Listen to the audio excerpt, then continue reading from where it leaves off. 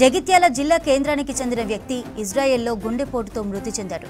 బతుకుదెరువు కోసం ఇజ్రాయెల్ వెళ్లిన 45 ఏళ్ల రవి గౌడ్ వార్ జోన్లో బాంబ్ శబ్దానికి భయపడి గుండెపోటు వచ్చినట్లు కుటుంబ సభ్యులు చెప్పారు.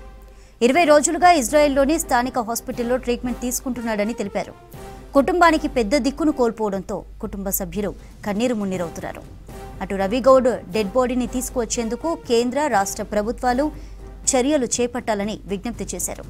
ఇజ్రాయెల్ ఇరాన్ యుద్ధ వాతావరణ పరిస్థితులతో ఇప్పటికే విమానాల రాకపోకలపై ఆంక్షలున్నాయి. పలు దేశాలకు ఇప్పటికే ఫ్లైట్ సర్వీసులను నిలిపివేసింది ఇజ్రాయెల్.